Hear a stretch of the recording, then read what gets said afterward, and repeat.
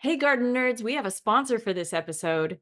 It's the Heirloom Roses Company. Heirloom Roses knows that the best roses start with the best roots, which is why they only hand propagate own root roses at their family owned and operated Oregon nursery. With over 900 varieties collected over the past 50 years, Heirloom Roses has all the roses you need to create drama in the garden and in a bouquet.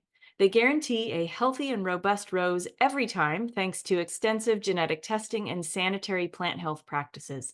Plus, Heirloom offers a 1 year guarantee. If your roses don't survive, they will replace it for free. Visit heirloomroses.com today and take 20% off your order of roses with code NERD20 now through October 31st, 2024.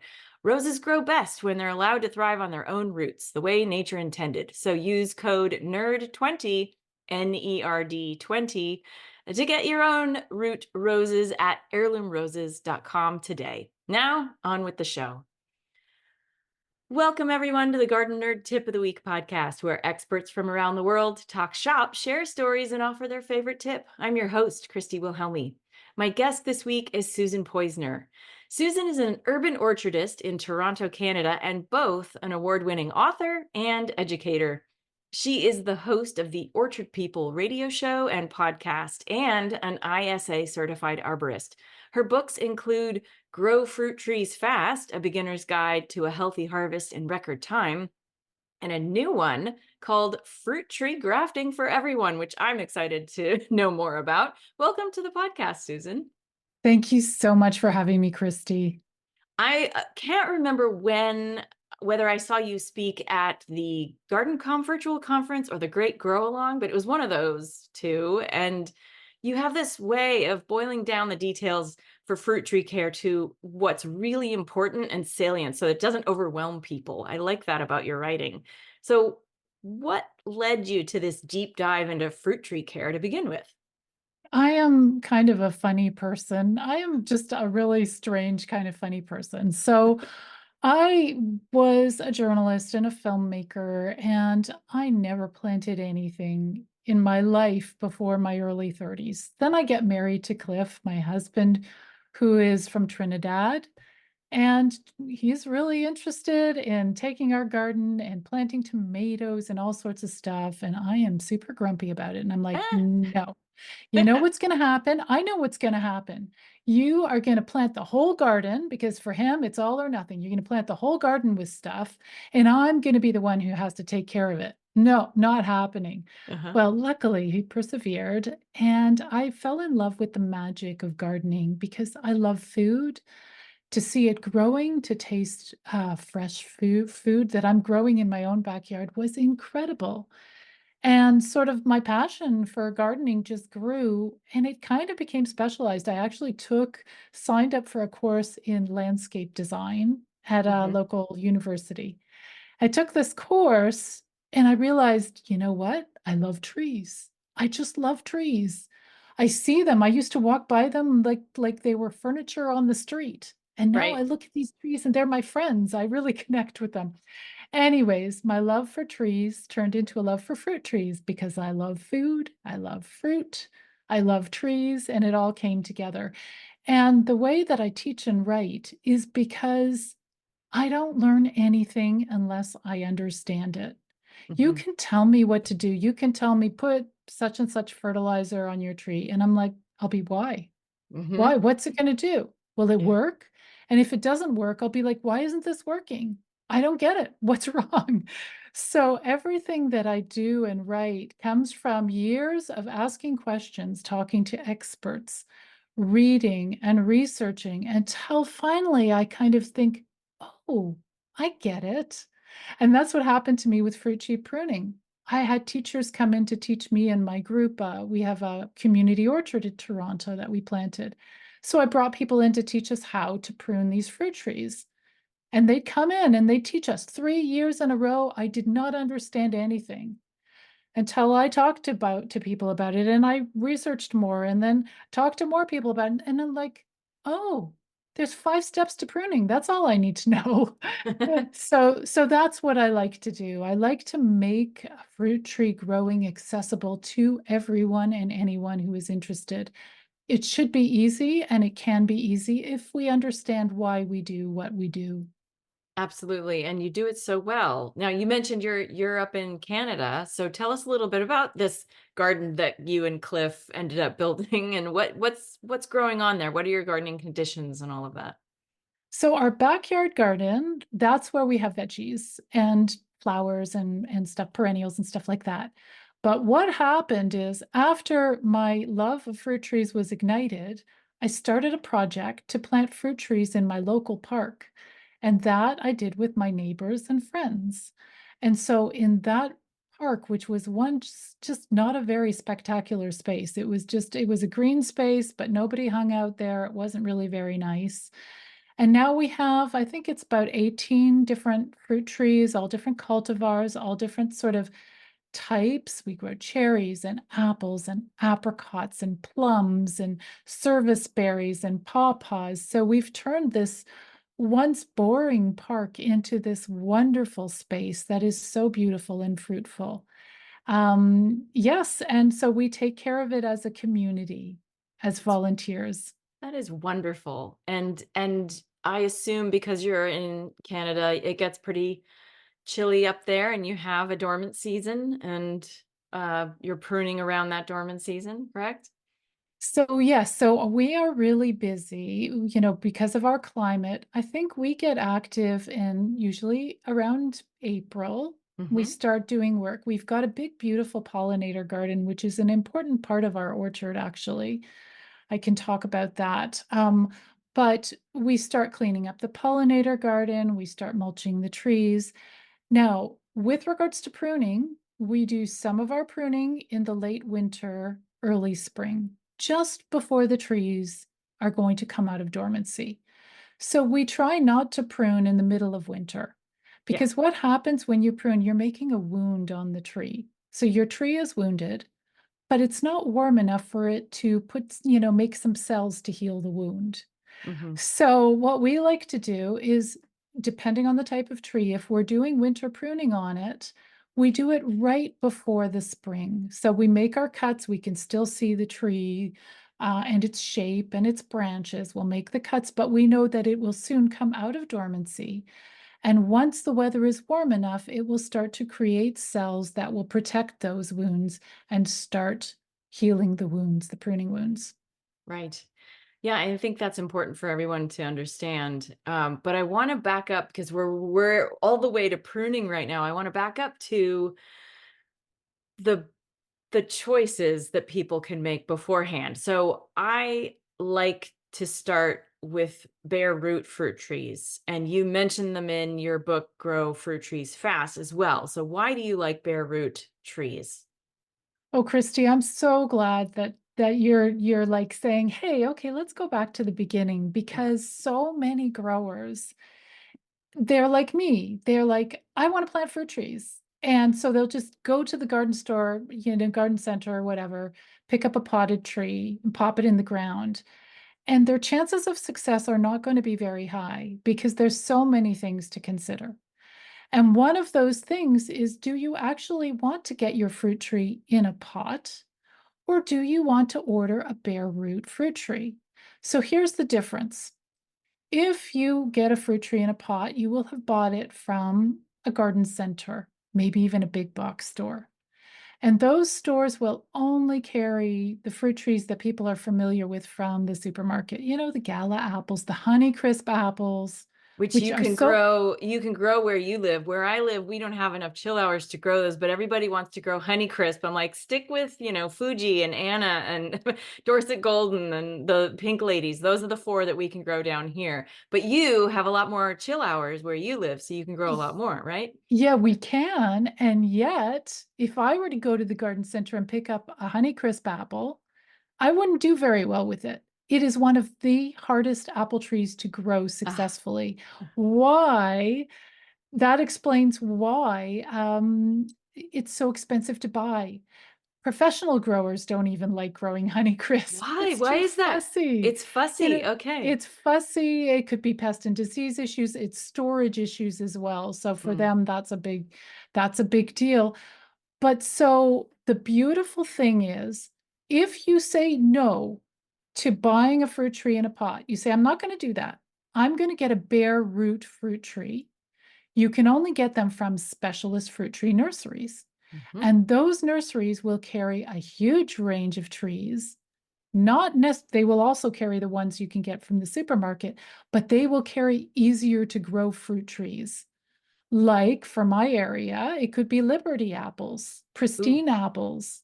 These are disease resistant. They're Mhm. easier to grow. So once you move away from that garden center in the big box store and you're opening your mind to, I'm going to get a different kind of tree. I'm going to get a tree from a fruit tree nursery. They won't, 90% of the time, they're not potted. You get them bare root. But before you get them, you get a huge selection of different trees to choose from. And then once you've made your educated choice, and my book, Grow Fruit Trees Fast, of course, will help you make your choice. Mhm. Once you make your educated choice, how do you get your tree? They stick it in a box without any soil on its roots. It's got its roots wrapped up in a plastic bag filled with some mulch, wet, damp mulch, and they ship it to you, right? No pot, no soil. And it's dormant at that time of year, so you won't have leaves on its branches or anything like that. Right. It just shows up So as a stick in a box. it's a stick in a box. I love that you said that, Christy, because Mhm. frankly, the way I like my bare root trees is the younger the better. Me People too. are like, oh my gosh, yes. Yeah. Like people are like, oh, I want an older tree because then I'll get fruit sooner. Well, first of all, that's not actually the case. But second of all, when you get a younger tree, you can then use your pruning skills to sculpt it into the ideal shape for fruit production. Mhm. So that will be, when we talk about pruning, we'll talk about that. You need a beautiful, strong, sturdy structure that can support a big harvest and a structure where every single branch has access to sunshine so that the fruit on the tree will ripen properly. Whereas if you get your potted tree and it's God knows how, if it's been pruned and if it's been pruned correctly and it's got branches that have already lignified, so they're already sort of solid, and you're looking at this thing and saying, how can I sculpt this into the ideal fruit bearing structure for my tree? It's already sculpted itself into whatever shape it wants. Right. Yeah. These are Yeah. all really good reasons for buying bare Hmm. fruit trees. I just love having options, it's better that Yes. way. Yeah. Yes. Yeah. Now, you mentioned pruning but we'll get to that soon, but first I want to address something else that small space gardeners often deal with, which is, you know, pollination. Many trees out there require a pollinizer. So, but if you don't have room for that, what do you recommend for folks who don't have enough space to plant the fruit tree they want plus a pollinizer? Absolutely. Great question. And here again, it links into those specialist fruit tree nurseries.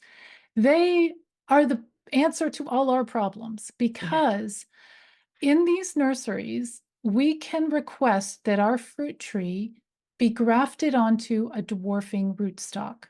So this tree will never get hugely big. So even if you have a relatively small garden, you may be able to get two compatible trees that grow side by side. You may have enough space for it as long as it's grafted onto a rootstock that is a dwarfing rootstock. That's one option. The second option is many types of fruit trees like apricots and peaches, some like sour cherries, for instance, many of them are self-pollinating. Hmm. So they don't even need to have a compatible friend to hang around with in order to have fruit. They will be able to produce fruit even if you plant them all by themselves. Again, when you go to your specialist fruit tree nurseries catalog, online catalog, you're going to carefully look to see that the tree that you want to purchase is going to be self-pollinating. It's also called self-fertile. that was my next Mhm. question was, was like, what should people know the difference? Because a lot of times those terms are used interchangeably, but I've never really known for sure the self fertile or self pollinating. They sometimes mean kind of the different things, but not really. I don't know.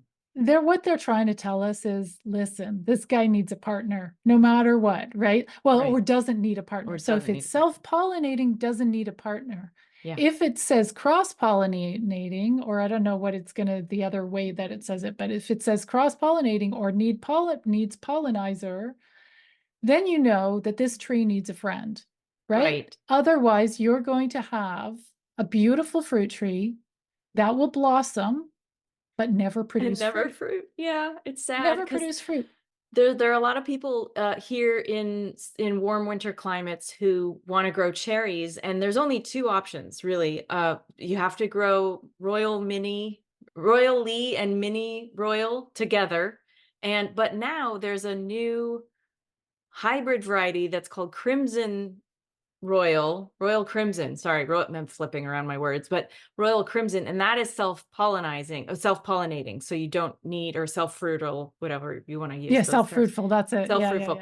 yeah. That helps small space gardeners in my neck of the woods, so you've got an assortment, of course, where you live that are self-pollinating as well, right? Yes. So where I live, you again, every single cultivar that you look at, never assume anything.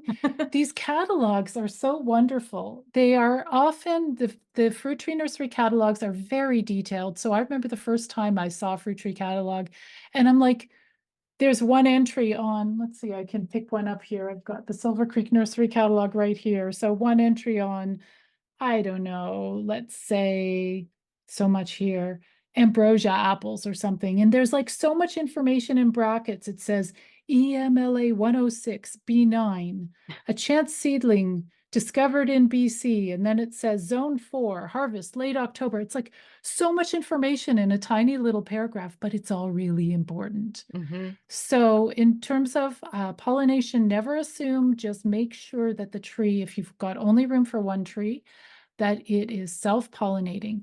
Now, there's other options too, though. So Okay. let's say you get a tree, okay, for your backyard, Christy, and you want to get whatever it is, let's say an apple tree.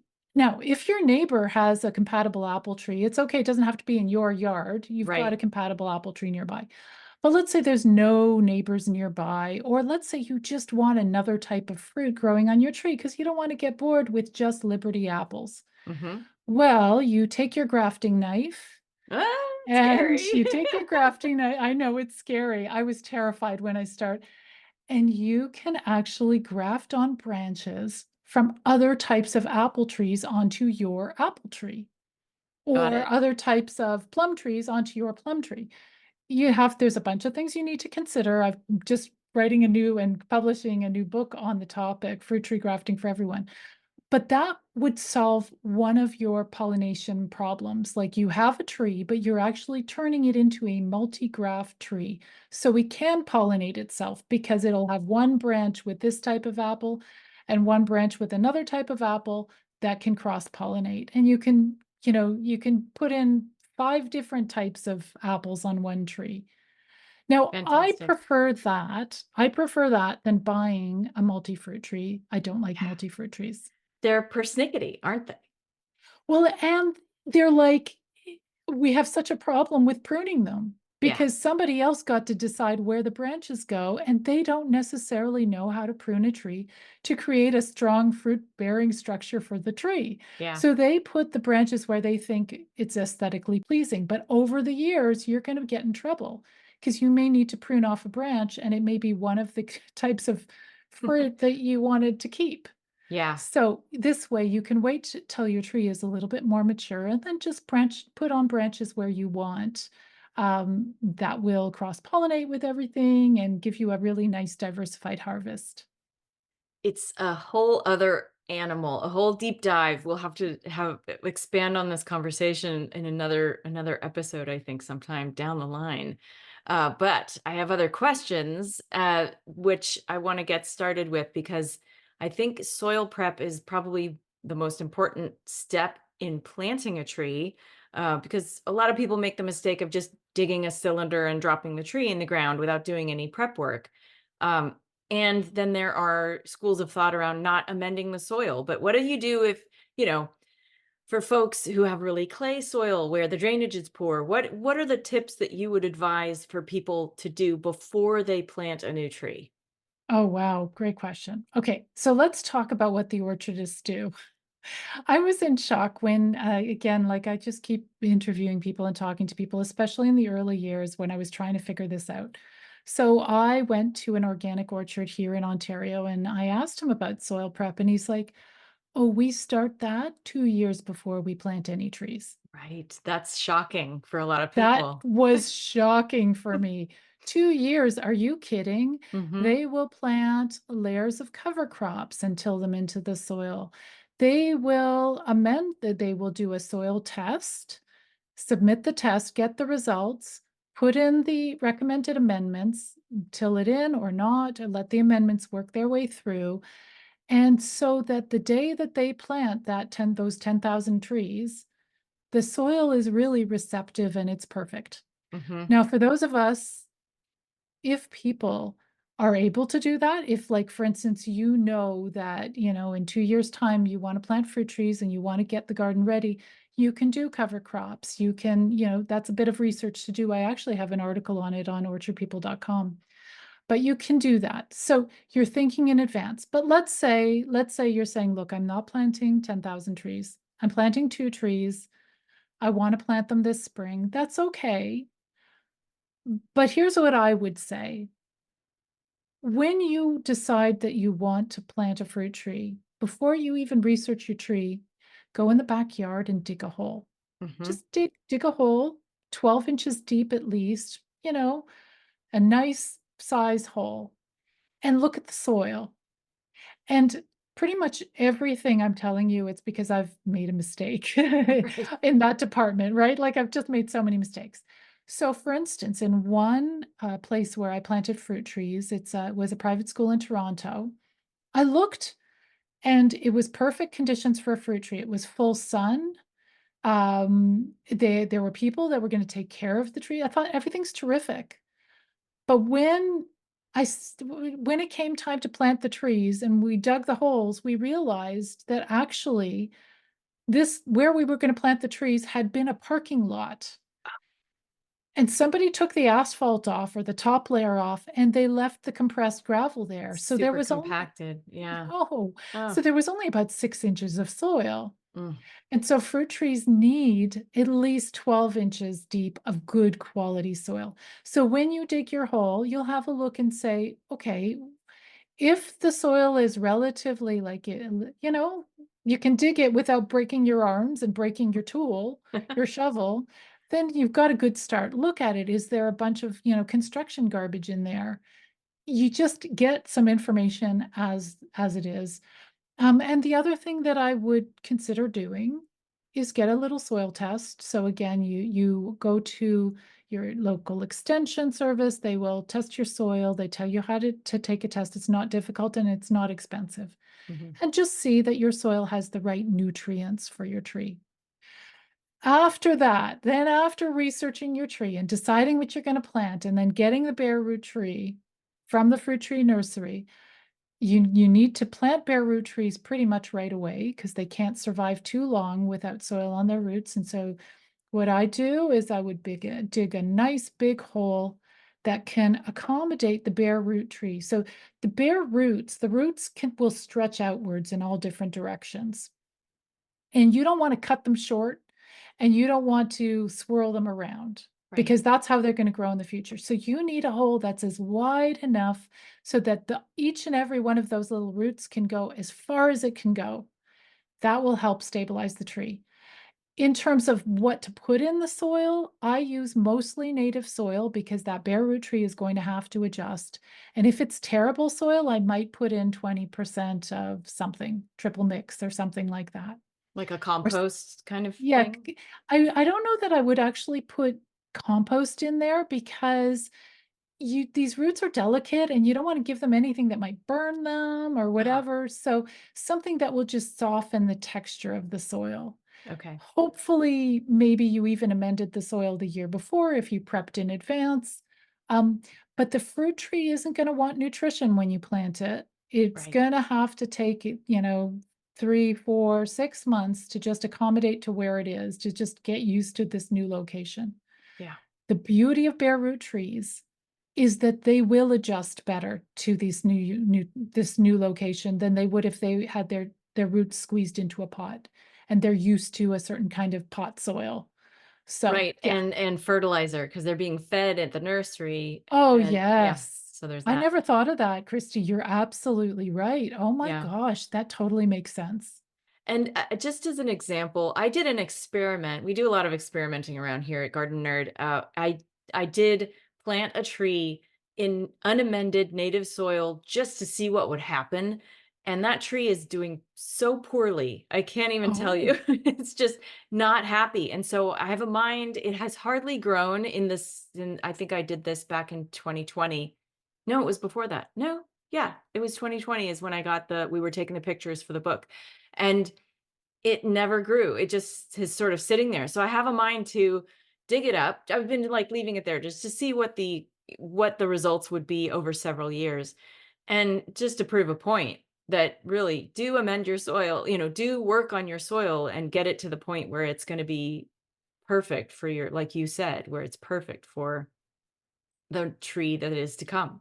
So I'm now going I'm to just dig it out. curious, was that a potted tree that you planted or bare root? It was a potted tree, is a Oh, well, citrus. there you go. Oh my That's it. gosh, Yeah. that's So totally why. it's Yeah, a yeah. potted citrus, which we don't get bare root citrus around here. They because we're in quarantine for a number of reasons. Oh, yeah. Um, we only, they're all potted and they only come certified disease free, blah blah blah, all of that. So, but yeah, and so I figured I'm gonna see what happens, and it didn't work out in its What a favor. great experiment, Yeah, and especially I love what you said, these potted trees, they actually pump them up with fertilizers. Sometimes, Christy, here, I don't know if it's like that there, you go to the garden centers and they will have fruit trees that are older in pots, and they'll have fruit trees that actually have fruit on them right. All the to time. trick people into thinking that they're going to get an early harvest, and they will, but they'll Just also that get it once. just that once, Just that because they're once. also gonna get a very unhealthy tree. Because what we want when we're planting fruit trees, it's not about us, it's about the tree, Yeah, right? It can be about us in 3 years' time once the tree settles in. But if you want a tree to give you fruit this year, good, go buy one with fruit on it. That's fine. Enjoy the 5 pieces of fruit, because you're gonna have a stressed out tree that really never got a chance to put its energy into expanding its root system. Instead, you're asking it to put its energy into fruit for you to right. eat, right? Yeah, So what we want with these planting these young bare root fruit trees is we want to then nurture them and prune them so that they will expand those little root systems and become really solidly anchored into the soil so that these roots can take in nutrition and water so it can grow to be a big, strong, functional tree that will feed us for decades to come. right. Now I have a trick that, well, it's not a trick, it's a secret, I guess, is that when I buy a fruit tree in a pot for a client, I pull all the fruit off before I take it to their house because they they will want that tree, that tree Yeah. to produce right away. And I explain to them, sometimes I do it with them as a lesson, like, let's pull all the fruit off. And they're like, what? But the idea is we're pulling off all the fruit so that the tree can focus on making new roots, and instead of Yes. ripening this fruit and doing nothing after that. So, And guess how happy they're going to be when you tell them that for the first 2 years after planting, you would like them to remove the baby fruit as well. yeah, they're They're not going to be happy. thrilled. They're really But not it's happy about that. true. Yeah. They're not happy, but it's all about, it's not about us, it's about the tree. Mhm. And this tree is so generous and will feed us for generations. But it just, when it's young, if we push it into doing stuff before it's ready, then we'll just have a stressed out tree that will be more likely to get diseases, to get insect infestations. It won't be happy for you, the grower either. Yeah. So, yeah, A little bit of So sacrifice in the I short term. yeah, and it's hard to convey that to people who want everything right now. It's Yeah. we are an instant gratification society, so it's kind of a tricky bit.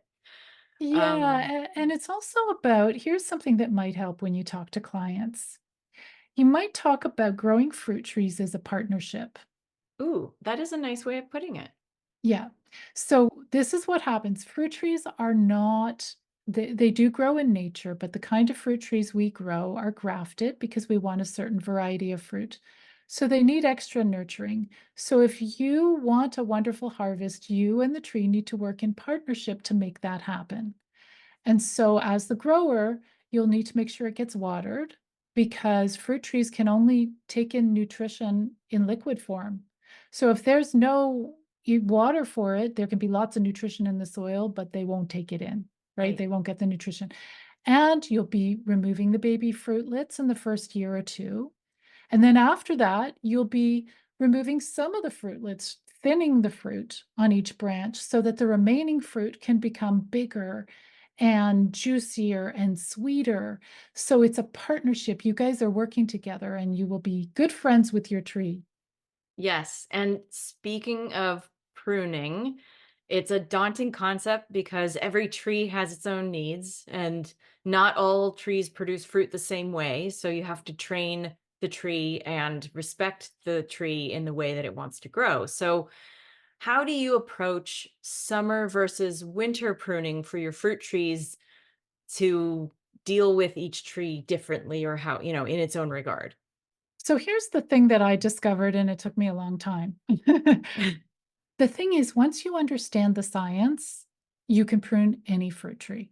Doesn't matter Ooh, what kind of fruit it is. let's So right go. now, it's so much fun, and it's so much fun. I love pruning the fruit tree because again, I see my relationship with the fruit tree as a partnership. So pruning time is a really great collaboration time for me and the tree. I go in there, I'm looking at the tree, and it's telling me where to make the cuts. Oh, make a cut here. Oh, I'll grow really well. So it's about understanding what the ideal shape of your fruit tree is and how the different cuts will help you get closer to that shape. So if people go online, they can find a good place to start is central leader pruning techniques. I teach it in some of my online courses, but you want a certain structure for your tree. And so you need to make appropriate cuts so to make that happen. And the great news is there's really only two cuts. If you shorten a branch, if you shorten a branch, the science is that you're removing some hormones at the end of the branch that wake up the buds along the branch. So every time you shorten a branch, you're making your tree a little bit shrubbier, right? Yes. That's Now that's oxen that we're cutting that's off. auxin hormone, yes. Yes. The problem is when you do that, you kind of get a really shrubby tree where there's not much air circulation and you get diseases that kind of stay in the dark, damp canopy. So what we do, we sometimes do those cuts. There's sometimes a use for them, or you can remove an entire branch right from the source, cutting just past the collar. And I'm sure you've talked about that in previous episodes. Yeah. So that will heal up eventually. The good thing there is you're removing the entire branch. So you're clearing up a whole bunch of space in the canopy. So there's lots of room for air circulation. And air circulation is a really big concept in fruit tree pruning. Yeah. So saying that, two cuts doesn't matter what type of, as within certain limits, as if it's a deciduous tree like apples, cherries, pears, plums, apricots, it's all very similar in terms of you want the air circulation, you're creating a structure. Now, winter versus summer pruning is super interesting because of the science. Mhm. If your tree is really little and you just planted that bare root whip and you want it to grow fast because you're impatient and rightfully slow, you want to see this little tree grow up fast. What you would do is you prune in the winter, the late winter, early spring, or during the dormant season. So, why is that going to make your tree grow faster? Okay, what's the logic there? And this is what I couldn't get my head around. This doesn't make sense. Pruning in the winter is going to make my tree grow fast. How can that even make sense? So here's the deal. In the winter, during dormancy, your fruit tree has all sorts of nutrition stashed in its root system. So it's like a pantry. Okay. So let's say it has 100 units of energy in that little root system. When the spring comes, and let's say it has 100 branches, the energy comes up from the root system and it goes out to every one of those 100 branches. So each branch will grow a little bit. But if you remove 25% of those branches, so there's only 75 branches, when that energy comes up from the root system, it only has 75 branches to go into. So each branch grows longer, can become stronger, and can support more fruit in the long term. So Nice. that's why winter pruning spurs growth. And you do winter pruning either on young trees that any tree you want to grow quicker. Summer pruning is the opposite. When you've got, and here we get cherry trees that are huge, they're Right. so big, or even old apple trees that every time you prune them in the winter, they just grow more and more, and they're just so big. And so, if you want a tree to slow down and you want to keep it small, you'll prune in the early summer, let's say after blossom time. The logic is the same. Because what happens is in the spring, let's say that same tree has 100 branches. In the winter, it's got its energy in its root system, and it's bringing it up and pushing it out to all 100 branches. Each branch gets a little bit of energy, they'll blossom, even fruitlets will form, and it blows that energy. It just uses up all the energy. Mhm. Then when there's already leaves on the tree, you cut off some branches, well, you've kind of throwing away that energy too. Right. The Mhm. tree just doesn't have energy to bounce back and just grow more and more. It at that point in the summer, it's directing its energy towards producing fruit and doing other things. I've always, in my mind, thought of summer pruning to reduce height and size, and winter pruning is for production. Does that kind of summarize it? Would you Um, say it y- differently? I would say winter pruning is to spur growth. Got it. So when Yes. you say for production, you might also be looking at the tree and saying, well, it's already a big tree, but yeah, I do want to make sure that it produces more fruit.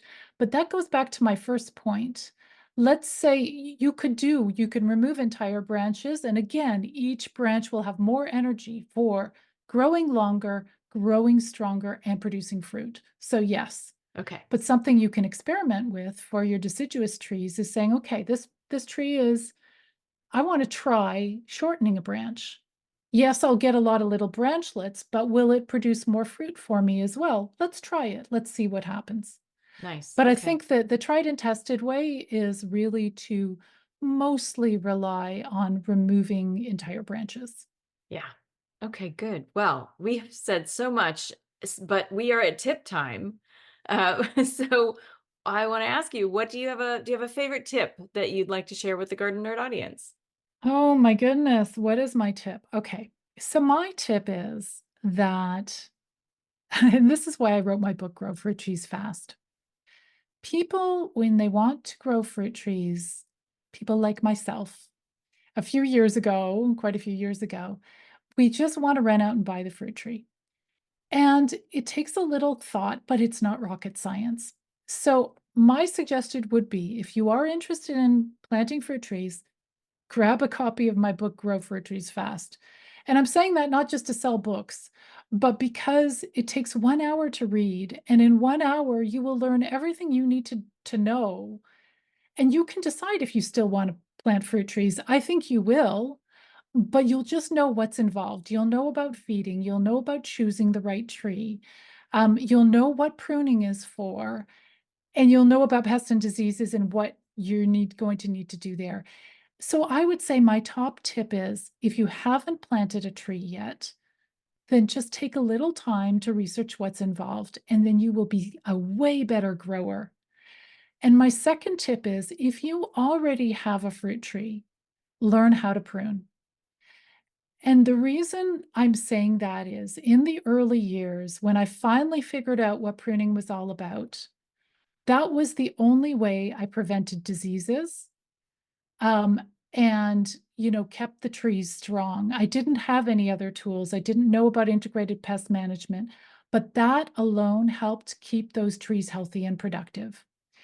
So if you have a tree already, learn how to prune. And also, you can also benefit from grow fruit trees fast because you'll learn how to feed and protect them from disease, but learn how to prune and also learn how to prepare and what's involved in fruit tree growing and have fun with it.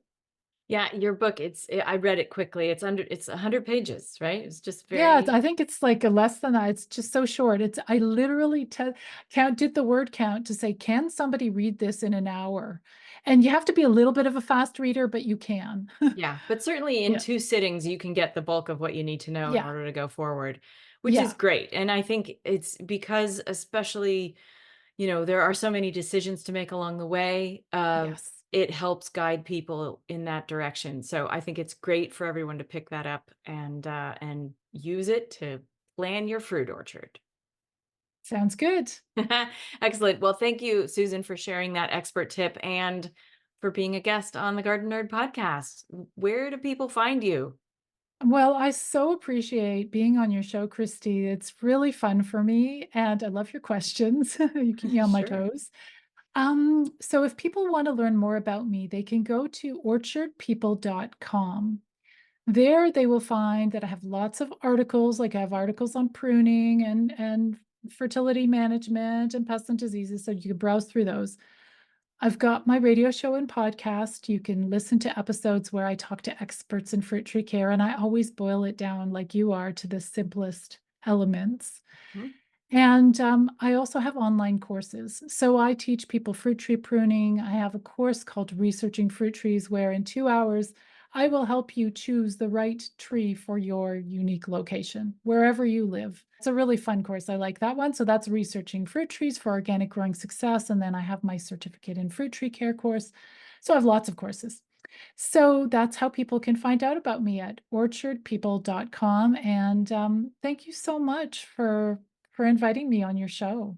Absolutely. I will be putting links to all of these things that we've talked about on the Garden Nerd blog post that goes along with this podcast as well at gardenerd.com. And we'll also link to your books and online courses and all of that good stuff. So that's it for this week, Garden Nerds. Subscribe to this podcast on Apple Podcast or wherever you listen. Visit us for tons of free gardening information at gardenerd.com. Special thanks to our sponsor, Heirloom Roses, for supporting this episode. You'll find us on Instagram, TikTok, and Twitter under Garden Nerd One, on Facebook as gardenerd.com, and of course, our Garden Nerd YouTube channel. Happy gardening.